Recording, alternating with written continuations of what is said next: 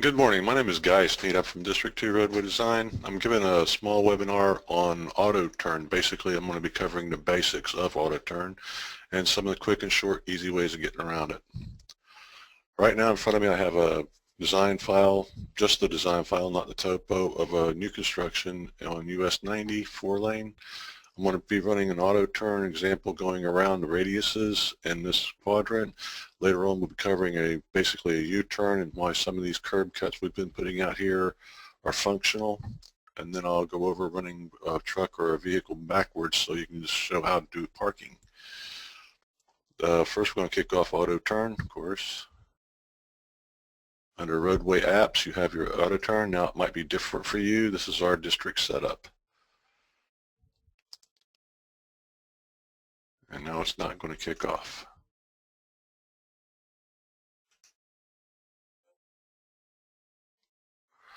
All right, I'll have to get out and come back in. There's been a glitch with AUTOTURN here lately that if you've ever kicked it off and killed it, it doesn't want to come right back up. You basically have to restart your design file to kill the application. I don't know what that's all about, but we'll figure it out one day.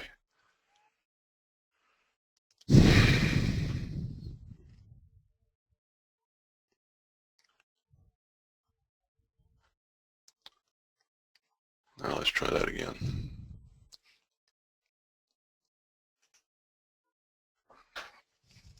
When AUTOTURN first comes up, it'll come up with this welcome to AUTOTURN thing. I'd suggest that anybody new to AUTOTURN actually go through the AUTOTURN tutorials. They're quite good. They're very simple to follow. It covers just about everything that you're going to need to know about AUTOTURN except for maybe how to develop your own vehicle. I'm not going to try and cover that today because it's a little extensive. We're going to do a quick run through on the icons across the top up here. Your program settings.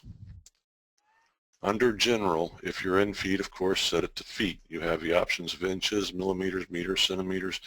We're going with feet today, unless you're using a metric type file, which I don't think anybody's doing anymore. So we're going to set that up. Display options. I have none of these on. I don't like to have these on because they just confuse things. Vehicle defaults. We don't change. That comes with the vehicle, so just leave it alone. I don't change permissions. This is in case you want to lock it, nobody to mess with your AUTOTURN stuff. Your hints. All these hints are good to have if you're just learning AUTOTURN. I'm going to leave them on for now. Sometimes they're aggravating when you used it for a while. These are all the standard libraries that come with AUTOTURN. Like I said, we're not going to be using metric.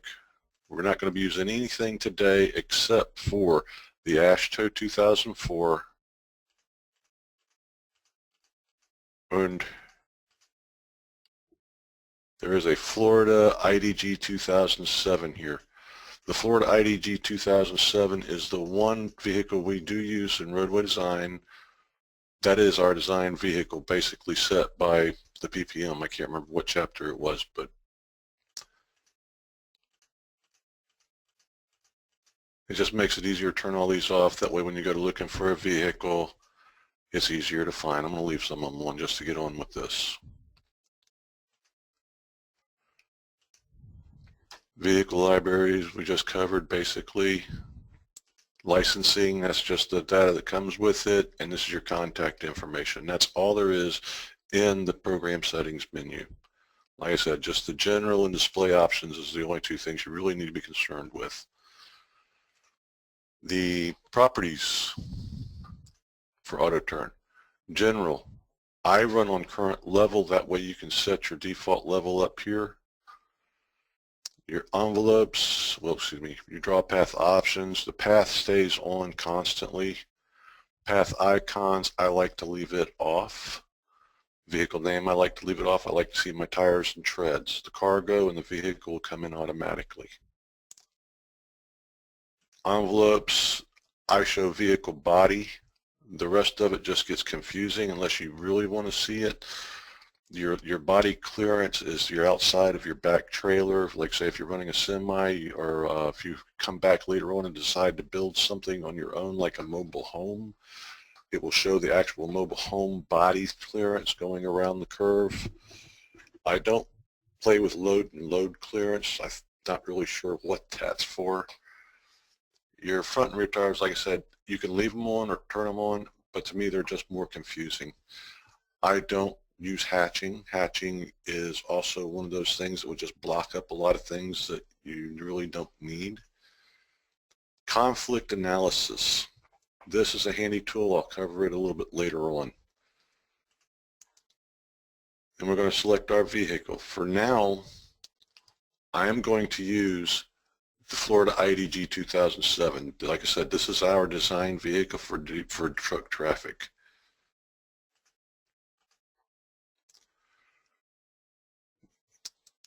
The generate arc path. Basically, you are going to come in and drop your vehicle in, set it direction you want it to go.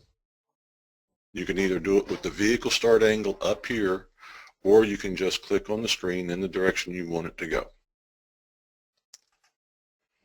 These are your hints that are going to come up on a constant basis. This is just telling you can drag it along, is all it's telling you. So you got your vehicle's direction set. You can now move it in any direction you want it to go. It'll hold its minimum radiuses and turn. You click in the direction you want it to go and proceed to put your vehicle in.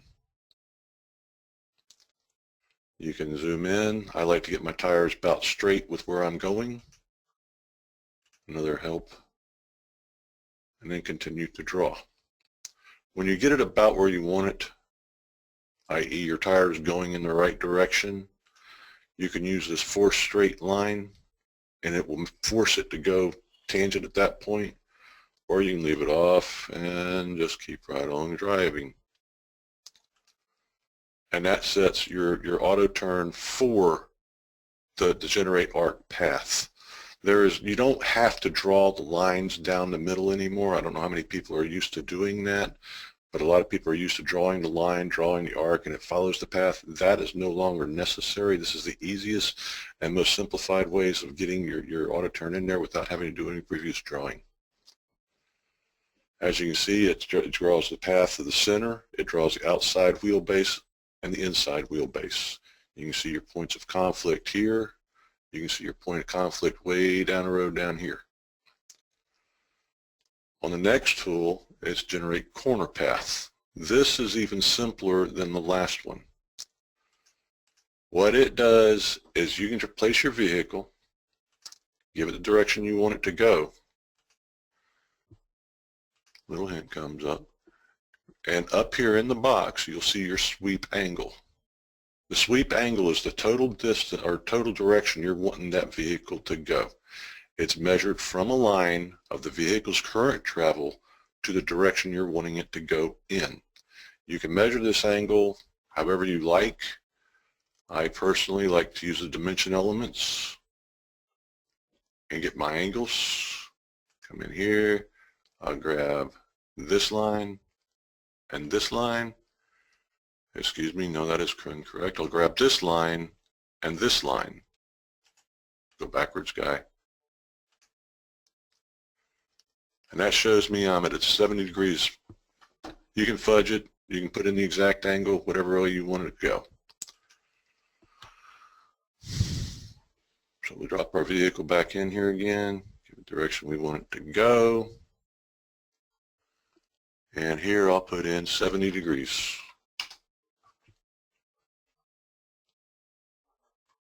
Drop my vehicle down the roadways. And once again, it shows you where it crosses over the curb and gutter at my drainage structure, which is not a good thing. And you can also see this point here. At this point, I would move my drainage structure back if this is what I wanted it to do. This was not designed for a truck, by the way. I would move my drainage structure back. I would cut my curb and gutter back and force that in with basically a tangent arc tangent type scenario to get in my curb return in that area.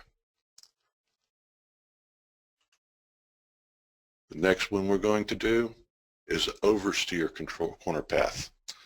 Most of your truckers out there know how to oversteer. They're going to use oversteer quite frequently.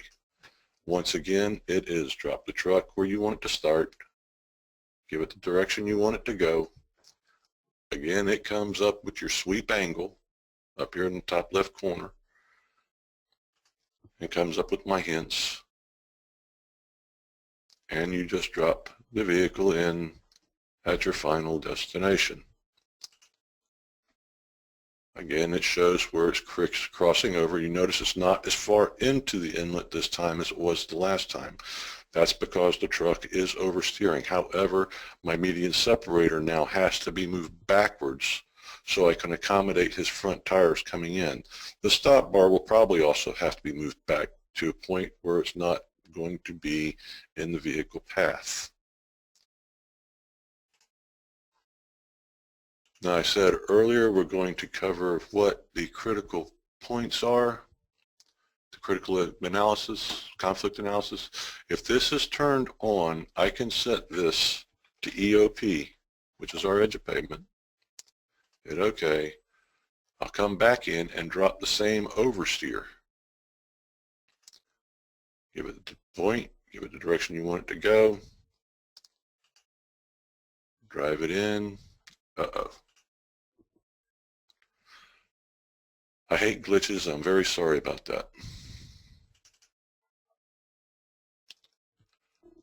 I've yet to figure out what's causing that. Hopefully one day we'll resolve the conflict.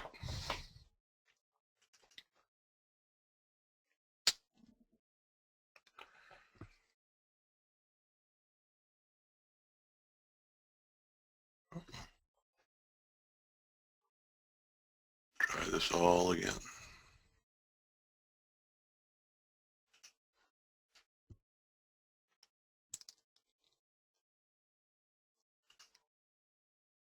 All right, we're going to try that again. Oversteer the path. Let me make sure the conflict is on.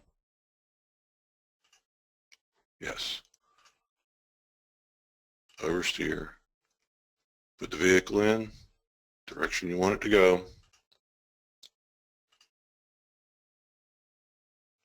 Drop the vehicle in at the point you want it to get to.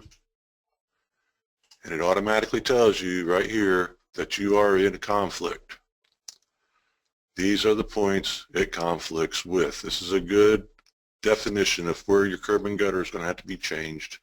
It shows the beginning conflict with the edge of pavement and the end conflict with the edge of pavement. These intermediate points, I'm not really sure what those are in there for. This also works with the generate corner path and the generate arc path. Nice thing about the new auto turn is if you really don't want that one to show, you think you might can do better than the oversteer, anywhere along this thing, I can take and drop in with the oversteer. I can drop, or let's just use the corner path. Generate corner path. Drop vehicle in, direction you want it to go. Okay, anywhere along the line that you want to change things a little bit, I can drop this truck in here and say at this point, instead of generating a corner path, I want to drive it and force it in. I want it to cut back a little bit. I want it to come over a little bit further. Whatever reason behind it is, I can change on the fly up in this area. Don't try and change it here. If I hit any of these controls again, it resets my animation. So I'm going to show you the hardest one there is. I don't use this one because I feel like I'm a drunk driver on the roadway. You just pick the front of the vehicle and try and drive it through. As you can see, it animates as you drive, and I cannot drive a straight line to save my neck. Like I said, I don't use this one because it is just too darn difficult. This is the place adaptive simulation is the old draw line, or actually we'll use line string. On our design truck, the minimum radius for it, minimum radius is 41 feet. I want it to go around that curve. Tangent out here. Lines. And come out here. Pick up our place adaptive simulation. And it puts it in for you. Like I said, this is the old style of doing it. I like the corner path and the oversteer better because it just seems like it gives more of a detailed situation on it. I'm going to leave this one in here for a minute and cover over making a report real quick on or how to put the vehicle in so you can show a report. The insert profile shows the design elements of the vehicle that we're using. I say it does. Oh, cancel out of that. Now we'll try that again. This insert profile button comes up, use current vehicle.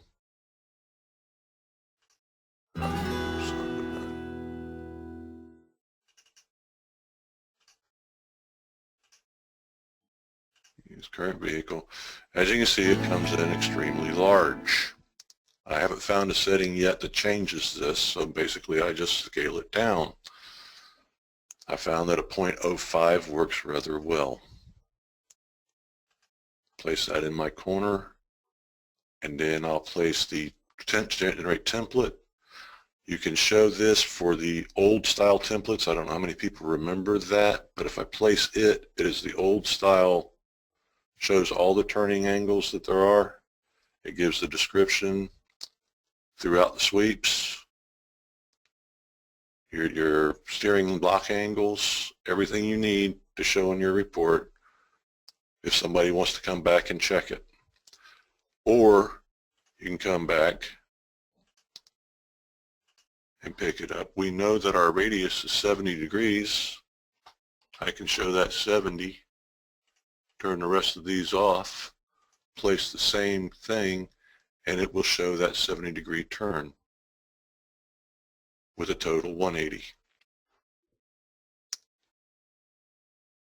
This is what I would have for, oh, I forgot to run the simulation. Dang it. I forgot how to put that in there now.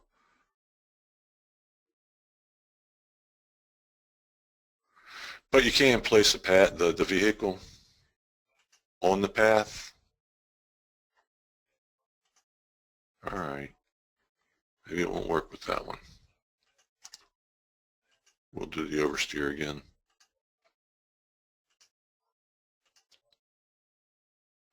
Yeah, that's another thing you got to remember. Anytime you have something activated, you need to close it before you try and move on to the next one.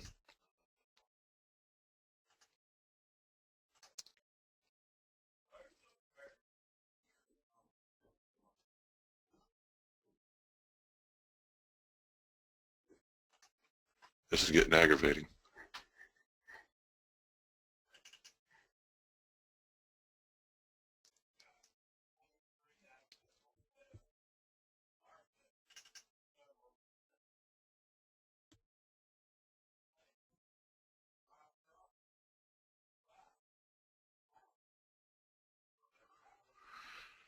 We'll try this one more time. District apps. AUTOTURN 8.0.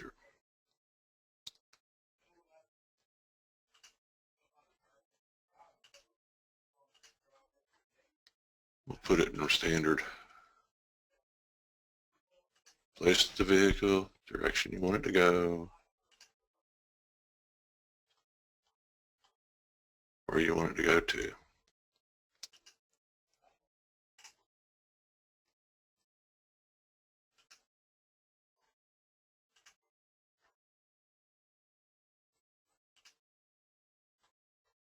And then now the path stays in place. That's what it was that other thing that wasn't working correctly, the generate place adaptive simulation. And this is what I would actually print out and give to whoever wants to see the conflict points, I would print this and just give that to them, and that would be the end of my report, basically. You can do this. I'm not sure what. Oh, never mind. But as I was going to say earlier, you can place the vehicle anywhere on the simulation. Personally, I like to show it where it comes across the edge of pavement, and then once again where it comes back where it's supposed to be. That way you get a good clear view of what it's actually doing during the simulation.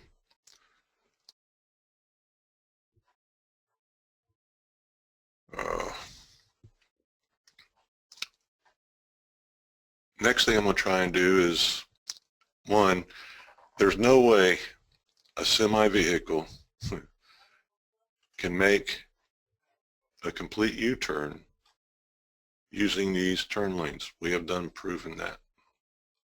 But just to give you an idea, we're going to drop the vehicle in. Once again, give it the direction it wants to go. Turn your sweep angle for U-turn to 180 degrees. And you can see right there, there's no way that vehicle is going to make it. However, said same vehicle dropped in the travel lane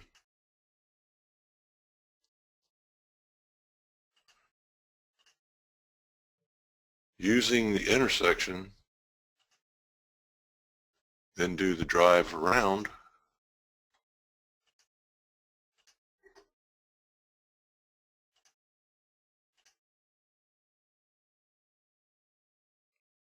can just, oops, I got a little too far on that one. Watch your wheels when you're trying to do this. When you want it to get straightened up, you can see that front wheel will give you the direction you're going at the time.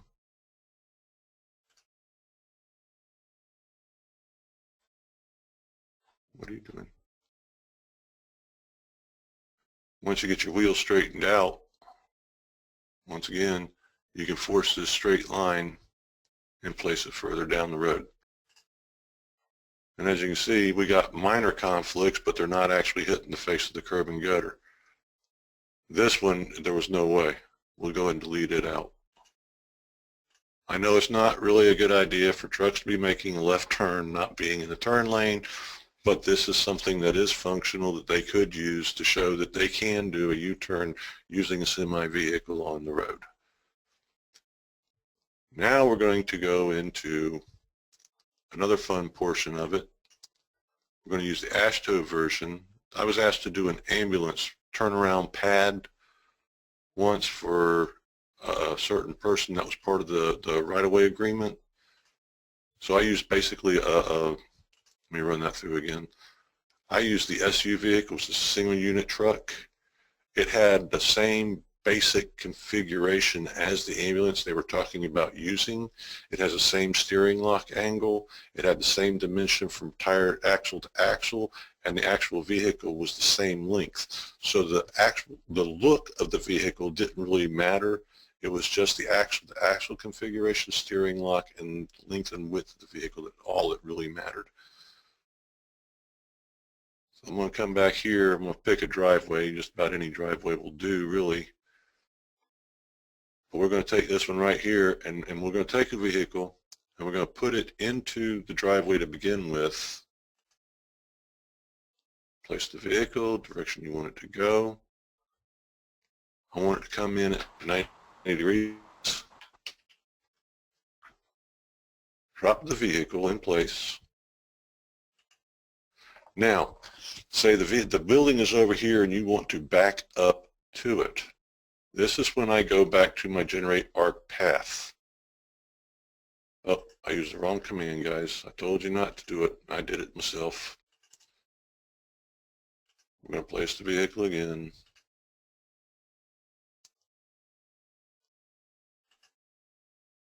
Pull it in 90 degrees. Use these commands, not these, otherwise you lose it. At that point, you can either take the vehicle forward, turn the straight line off. You can take the vehicle forward, or you can come from the back of it and back the vehicle up.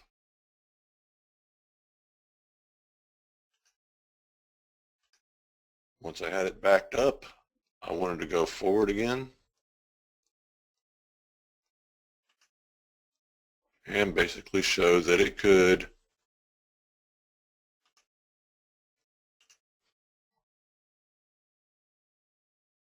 do the backup portion of it and come out with no problem. I designed my pad to fit this footprint is what I wound up doing. And the owners loved it, so everything worked out great. Once again, I dropped all my report stuff on here showing the steering lock angle and everything else, and they were very happy with it.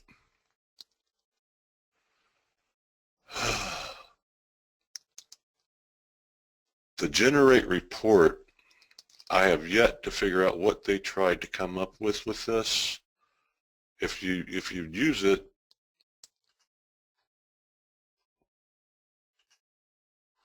as you can see, I'm not really sure what all this is. I think this is their turn locks and the severity of the actual vehicle steering wheel being turned, but really I don't see that much use out of this report. The tutorial button, again, I suggest anybody that's new to AUTOTURN go through there and use it. It's fantastic. It covers everything that basically I just covered, only in a little more detailed, and you actually have a design file that it will come up with, i.e. when I click on this, hit play, it actually opens up a design file from somewhere else. I'm not even sure where, but it tells you as you're going along, do not save this file so you can reuse it again. It takes you through step by step. Click program settings on the AUTOTURN toolbar or menu. Hit program settings. It goes to the next one. Hit OK. It goes to the next one, so forth and so on. If you mess up a step anywhere along the way, I want to come in here and I want to go ahead and start. No, incorrect action. So let's click on properties. Click on properties. Like I said, it's step by step, very simple tutorials. I fell in love with them. I had to relearn this whole thing over again for this webinar, and these things came in very, very handy. I have yet to use the help button because the tutorials basically showed it all. Let me go back to my other design file again.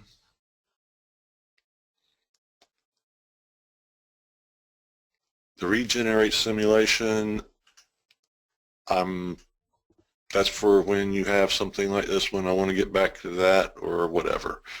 I placed the vehicles in here. I want to delete the vehicle off of this one. I don't like where it's at. Of course, now I can't pick up that simulation again. Another basic flaw. Why it did that? Maybe because I was on this simulation. I don't know. I'll place a vehicle on this one. Nope. It's got a bug in it here. It's wanting to continue. I have found a few bugs, as you have seen so far. Nobody's actually been working with AUTOTURN on this lately, I reckon. You can go online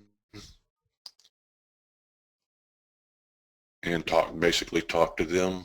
They do work with us on a regular basis. Understand though, they are in like Canada or somewhere. I can't remember exactly where, but they are on Pacific Standards Time. So if you're going to work with them, you need to work with them in the afternoons. It'd be the best.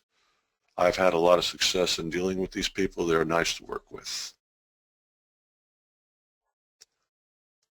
I know this was short. I was going to try and get into the vehicle configurations. We can do that now. If I can remember. Okay. I'm going to start with the Florida IDG. If you have a different configuration, this is configured for an interstate travel. So as you can see, the rear axle is at 41 foot. This rear axle can move. It can move upwards of like 10 foot. So we're just going to take this one and we're going to change it to an urban type setup. So what I'm going to do is I'm going to come in here and I'm going to copy this vehicle. We're going to call it, try one, we'll call it urban semi.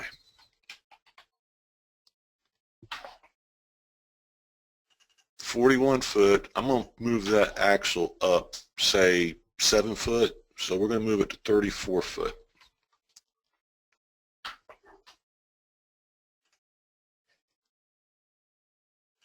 What'd you do with me? Okay, I know what happened. Never mind. Try that again. I got ahead of my self, I'm sorry. I'm going to create the urban semi. Oh, we already got it. Okay. Cancel. Where'd you put it?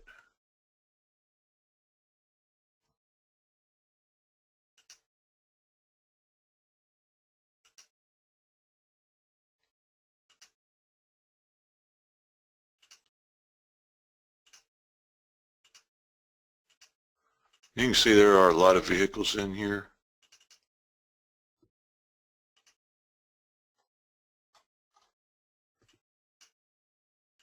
Dang it.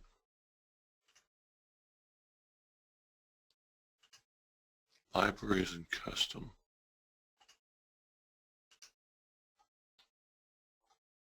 I do not have that library turned on. I turned that off, didn't I? Vehicle library display. Custom. Okay. Under custom, we have the urban semi. It has the 34 foot, the new axle length. We'll drop it in here with an oversteer.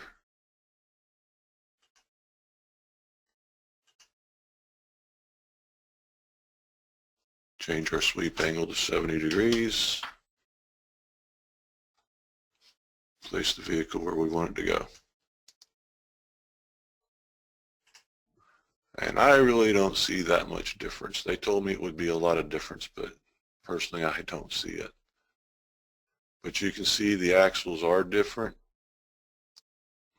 No, they're not.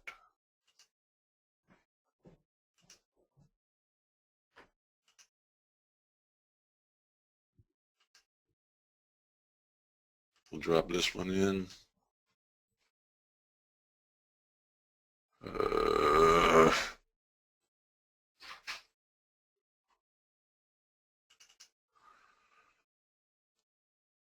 Stuff we have to put up with sometimes.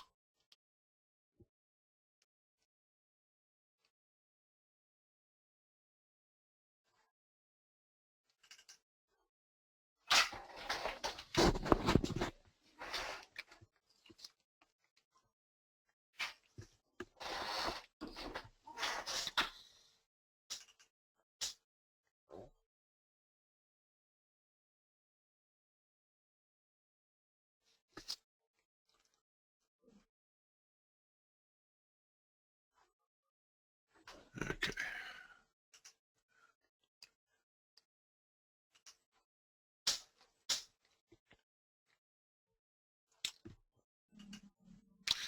Let's check and make sure we have the right vehicle loaded. It is. We're going to use the oversteer once again.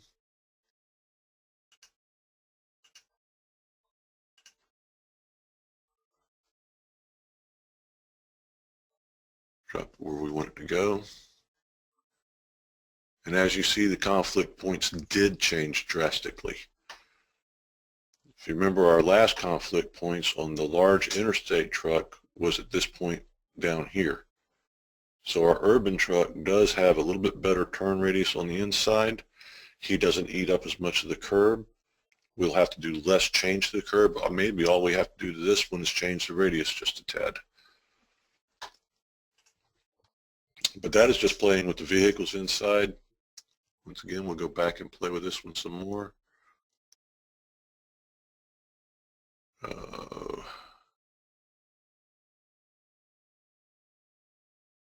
Edit vehicle details.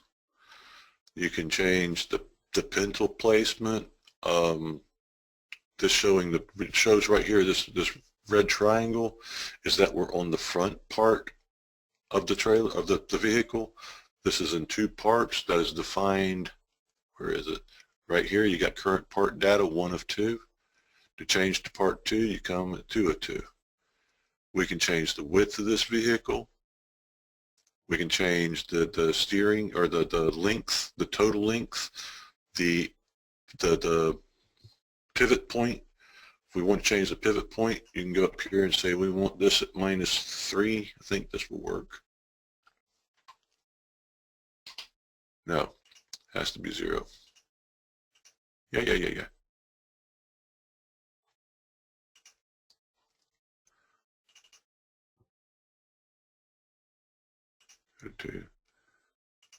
We can put that further back or further forward. This, I don't know exactly what this is. I think this is your total trailer overhang. We can articulate it, so forth and so on. If you need to change your steering lock or the width of your vehicle, you want to change this to a wide load.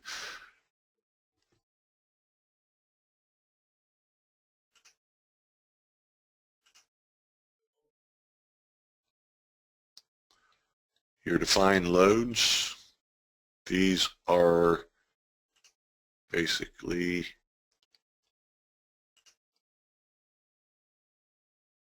three-point shape. This is where your loads are centered at, i.e. your front load is right here, so forth and so on. It gets confusing. I would suggest you basically get through the help menu if you really want to change these things. It gets really detailed. We have had to draw a mobile home here. I can't remember now how we did it. Other than that, I really have nothing else unless we want to go deeper into AUTOTURN, which I don't want to today because I haven't been studied up on the new version of it. Jimmy, is there anything else we need to cover?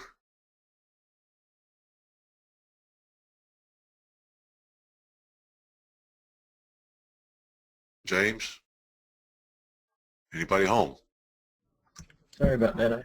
Yeah, I was muted. Sorry about that. That's okay. We did have a couple of questions. One question was, why is it notifying of the conflicts points on the outside and not at the traffic separator? Because the traffic separator is not in there on the level EOP. Right. It will only do, the conflict point on this will only do one level. So, I mean, if you really wanted to get, I could take everything in this file and turn them into conflict points by changing the levels. But this will not take multiple levels. I've tried it 100 different ways. I haven't found a way yet to do it. Okay. So since the traffic separator is not on EOP level, it won't show it as a conflict.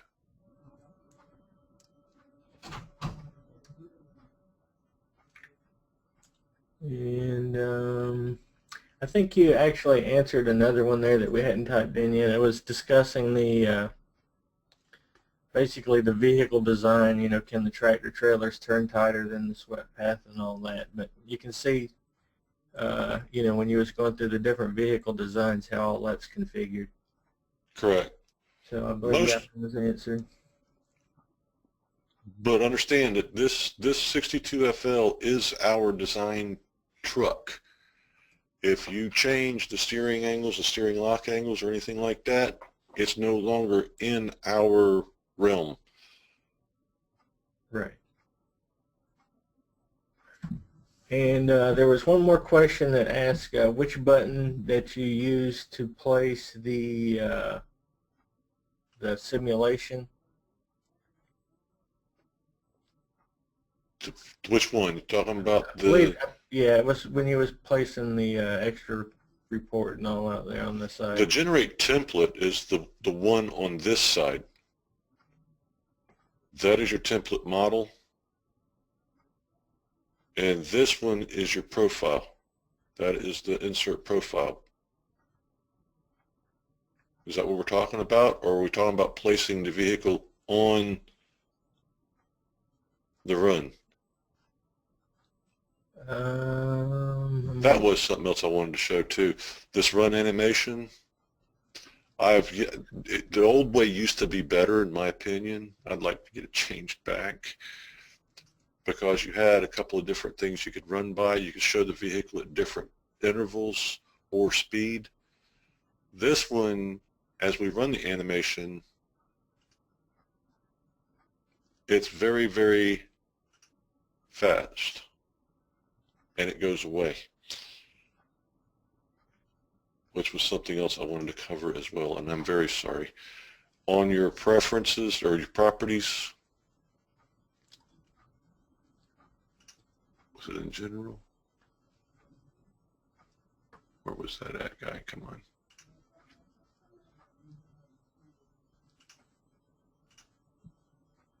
Dang it.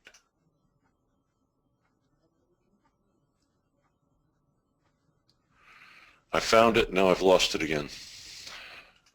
Isn't this great?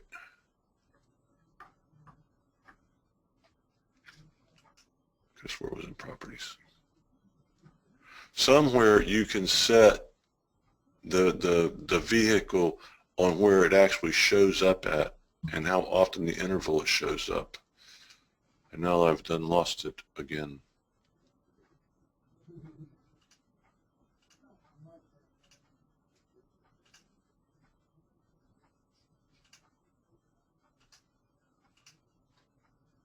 Display options.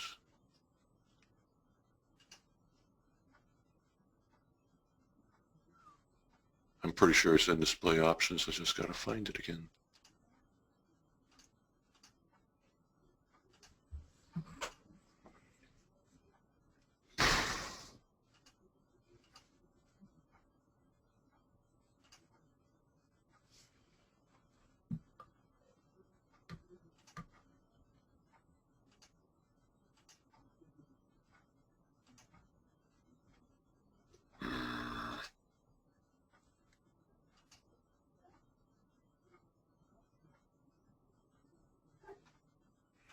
I will find it again one day.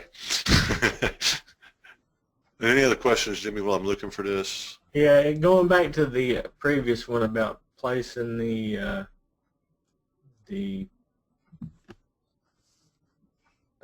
where was it? Where did I see that one? About placing the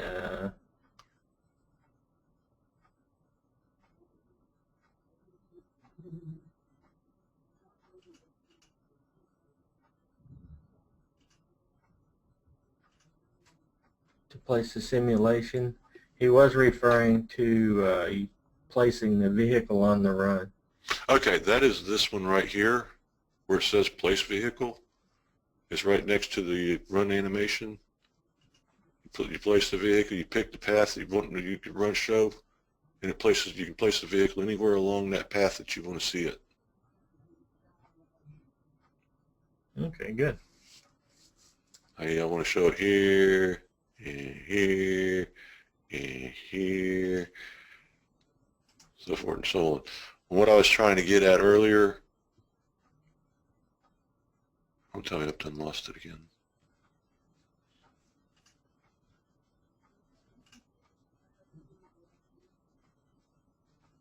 Right here, on your vehicle draw options. Let me do away with a couple of these vehicles here. On my draw options, if path ends, you can put the vehicles at intervals. I like this. I'm going to show it at well, let's go with 2 vehicles. Every second vehicle is when it's going to draw it in there.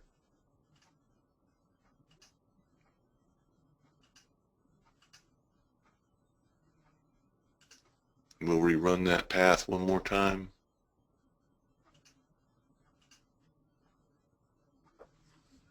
And of course it's not doing it. intervals of every 2 vehicles. Okay. Try that one more time.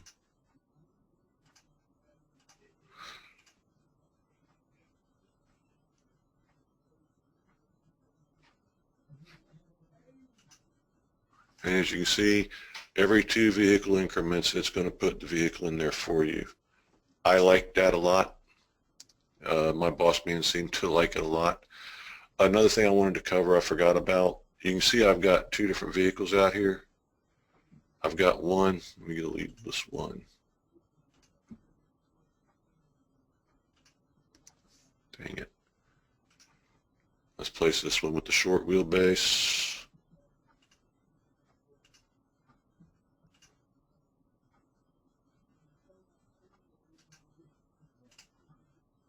And then we're going to go back and change to the Florida IDG.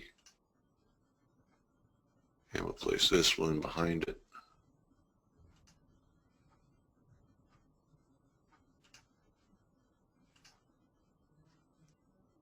Basically running the same path. If at any one of these I want to check against each other, you can see the differences between them. If I want to place the one vehicle in here, I can select either or by clicking inside the box and replace that vehicle. If I want to show the other one, I click inside the vehicle and it will show that one. So picking the vehicle will show your path. If you delete the vehicles out and it gets rid of your path for some strange reason, it's been doing that here lately quite often. And it did not yet left both my vehicles. I can still recreate the path by clicking inside that truck, and it automatically picks up the angle it was using before and all the other options you had set. It just doesn't put the path or the end result back in there. So once you have the truck out here, it's going to remember just by that truck. Am I making sense there? I hope. Once again, I can pick up the back truck, up and get inside. Pick up the back truck, it picks up the angle we placed it at to begin with, and all I have to do is place the simulation. That's getting irritated, Jimmy. Okay. Well, I think that kind of answered the next question. You know, if you place one vehicle or place a vehicle on a path, can you show 2 different types of vehicles? Yes, but don't try and place them at the same starting point, because as I just showed a second ago, that if you use the same starting point, if you click anywhere inside that vehicle, it's going to pick up that vehicle and change your options on what you're using. If you come in here, if I want to change, let me bring that back up again. If I want to change over to, say, a SU or a P vehicle. P vehicle is a passenger vehicle. If I want to change over to it, now watch this not work for me. But if I come over to just a sedan vehicle and try and drop it at this point right here, it's going to pick up my truck again. So don't try and start inside another vehicle. Right. So I come back in here and I pick up my P vehicle again. As long as I start outside that vehicle, it will put it in there correctly.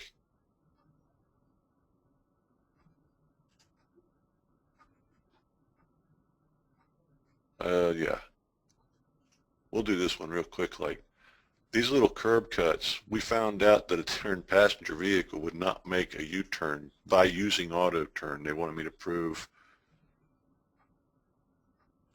that this, I don't want to use oversteer. VPUs do not oversteer. We're going to turn our sweep to 180 degrees. And as you can see, a standard car, according to AUTOTURN, cannot make a complete U-turn.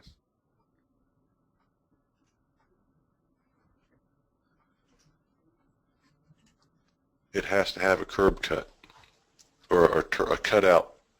On this set scenario, it had to have a turn area for it to operate or function correctly. They must have used my truck to design that one. Dang it. Because I tend to run over the curbs on the U-turns there.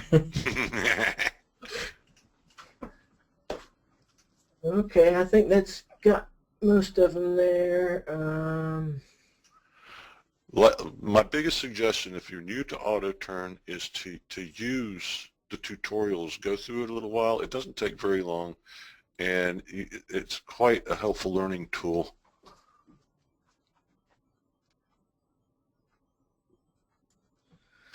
Okay, well, like I said, I think we got most of the questions. We'll go back through and generate a Q&A document to go along with the recording of the webinar when we post that.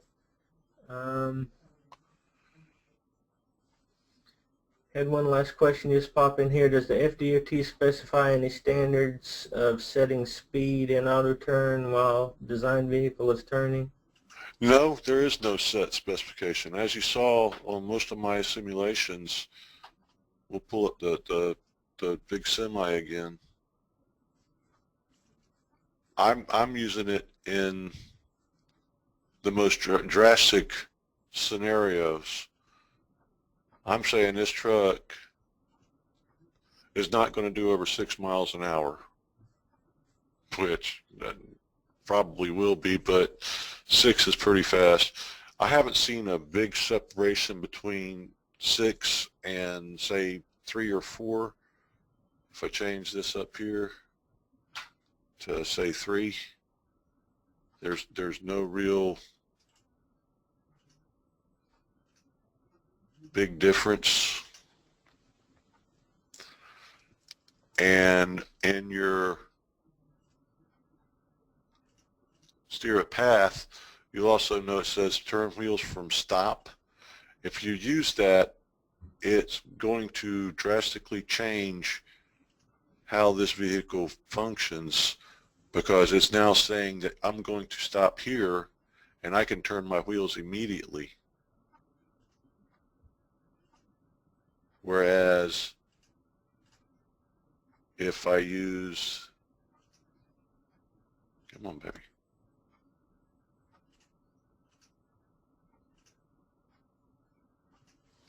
the don't, it's going to pick up the same truck. I'll just put them side by side just to give you an idea of what turn wheels from stop actually does. I can come to the same pivot point here, and you can see it kicks it out a little bit further. It can make a big change on the beginning or anywhere through your simulation.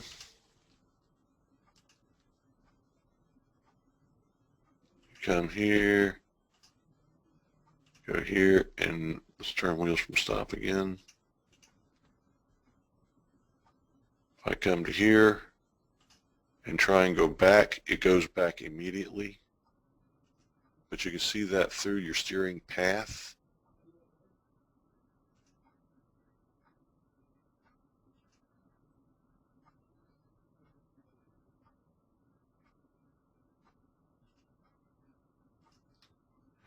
If you come out and turn that off, I'm just going to go the opposite direction.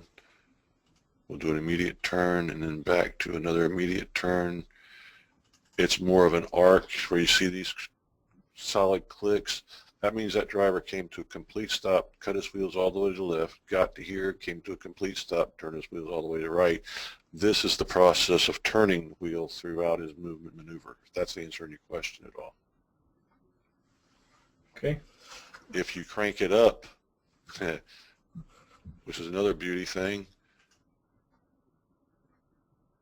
if you're wanting to run, say you're wanting to check a curve, wait, let's use this one. If you're wanting to check a curve, see how bad the tires are going to be coming off, whether or not he can make the turn, whatever, yes, you can kick this up to 60 miles an hour. Oh, excuse me, it says 38. Used to be 60. So we'll go at 38 miles an hour.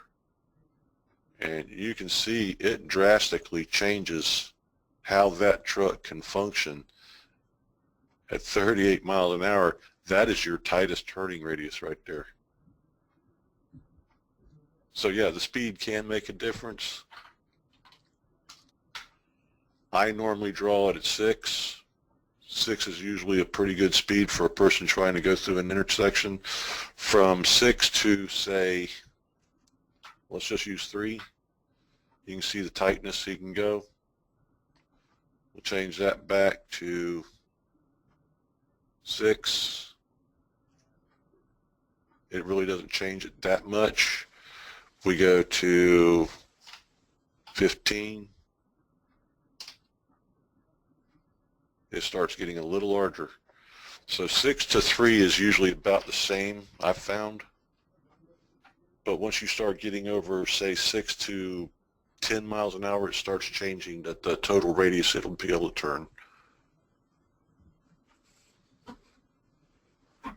Now, I don't know if that's true about a truck or not, but I do know that's true about auto turn.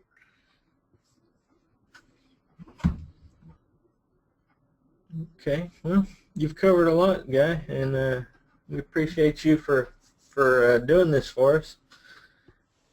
Let's see. Okay, we had a couple other people here thanking you for doing that. Yeah, the past 2 weeks we've had folks from our District 2 office doing webinars for us, and I just want to thank them again for doing that. It's always good to hear from people actually doing the design work. And of course they're going to be the experts because they use this a lot more frequently than we do. So we'll get this video processed and posted as soon as we can. We'll get the Q&As